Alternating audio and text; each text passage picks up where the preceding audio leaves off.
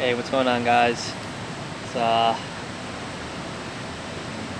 took a week off last week. The weather down here was a bit rainy, and I like to do these videos outside, so didn't have an opportunity to make a video regarding the world's largest outdoor cocktail party.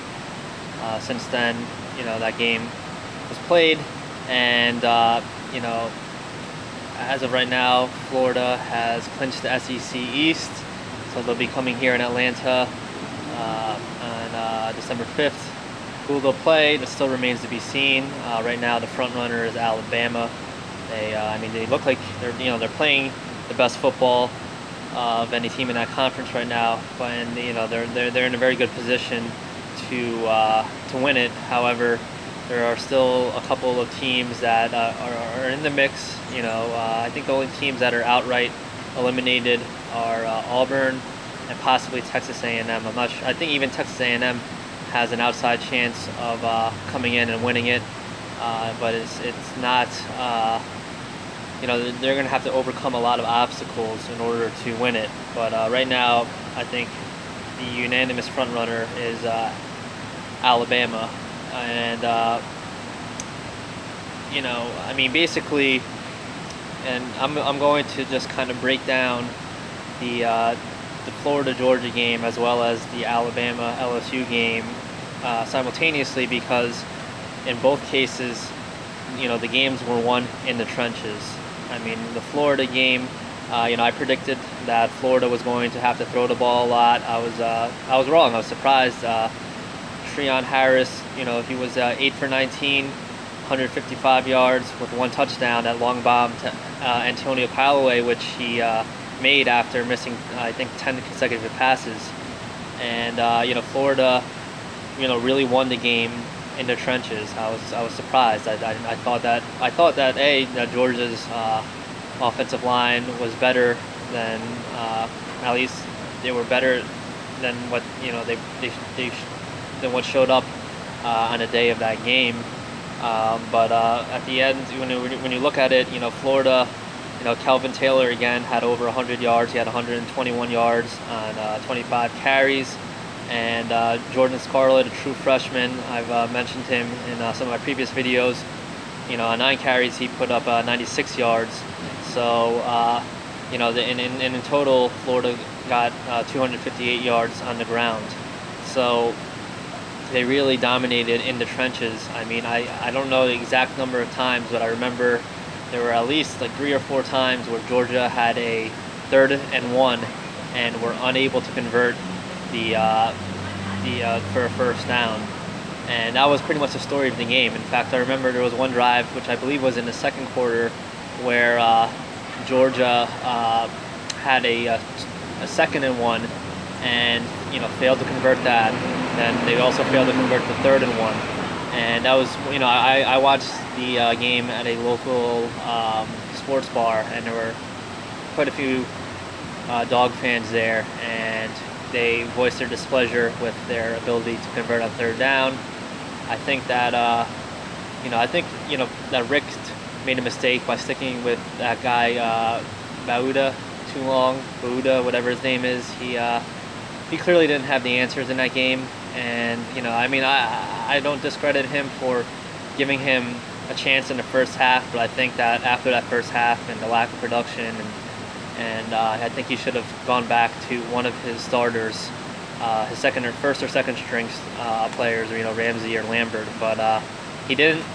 Georgia only put up 3 points in that game, which came off of a turnover deep in the Gators' zone. Treon Harris fumbled the ball, and they got ideal field position and were only able to pick up 3 points from it. They did have a drive late in the fourth quarter when I think it was 20-3. They had an opportunity to turn it to 20-10. They were driving down the field, and a tipped pass in the end zone was intercepted by a Gator defender. And that was really the story of the game. Turnovers and being domination in the trenches. Georgia turned the ball over way too many times, and they just got dominated in the trenches. And even though there weren't as many turnovers in the Alabama LSU game, the story there was the domination in the trenches.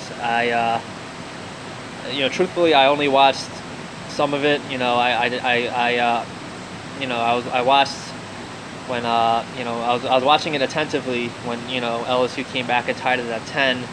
But as the game progressed and as Alabama, it was clear that Alabama was dominating that game and was going to win.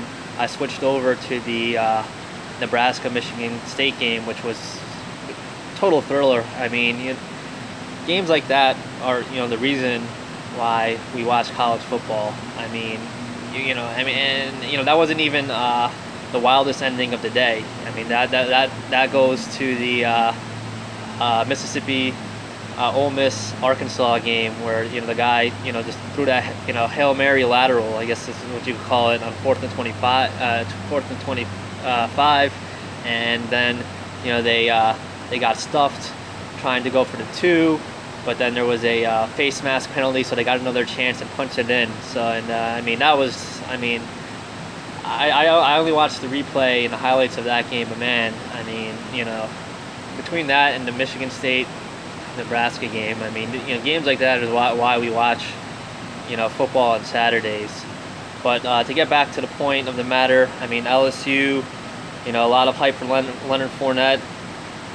He only got 31 yards rushing. I mean, every time that Alabama had that they handed the ball off to him before he even could get the ball in his hand, there were some Alabama D linemen out there, and LSU only ended up with 54 total yards.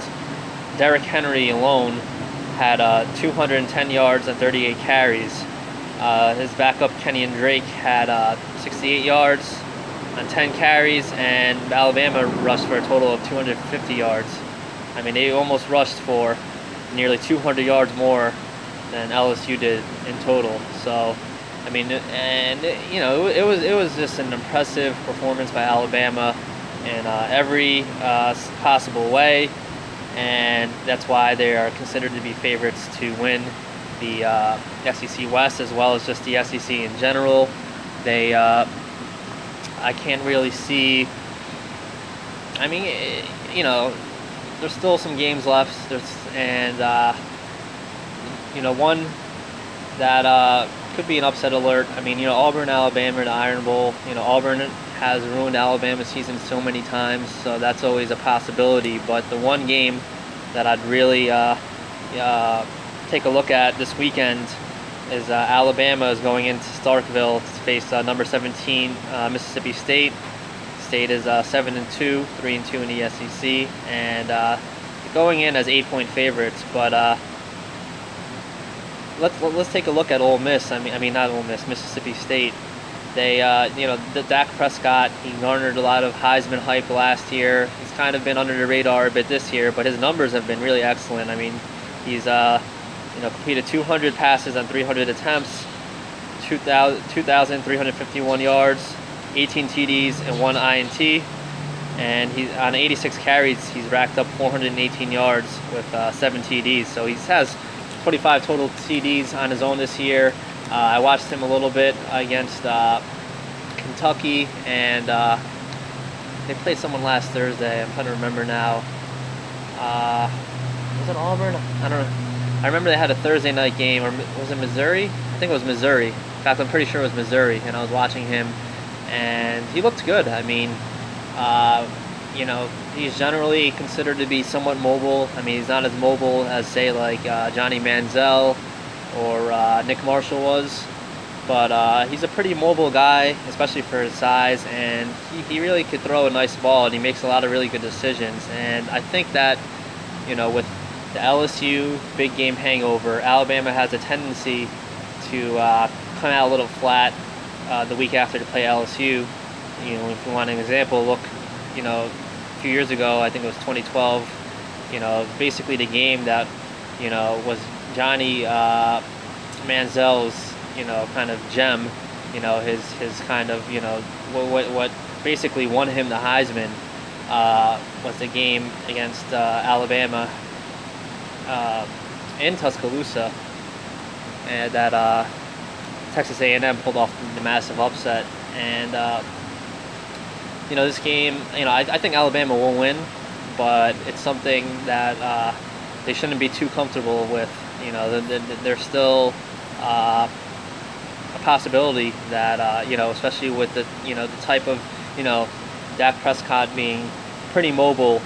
Those types of quarterbacks have given Alabama issues in the past, and Mississippi State. They play the type of offense that tends to frustrate that Alabama defense. So it'll be interesting to see. Like I said, I think Alabama should win, but I don't think it's a gimme. As good as they looked against LSU last week, I still think that Mississippi State, especially with the home field advantage and an opportunity to still win the SEC West. I mean, Mississippi State has close losses to LSU and a loss to Texas A&M. So they're still in the mix. If they actually beat Alabama, they will have a position in over them. However, that would put LSU in the driver's seat in the West. But Mississippi State is still playing for a trip to Atlanta. The West, even though Alabama is definitely in the driver's seat, is nowhere near settled. And whoever will end up victorious there will be facing Florida the first week of December. So we have, let me see if I could, I think it's winter time is getting dark early, so trying to do the best I can here with the resources I have.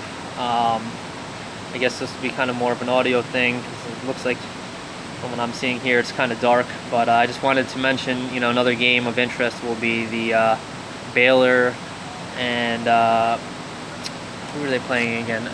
They're playing Oklahoma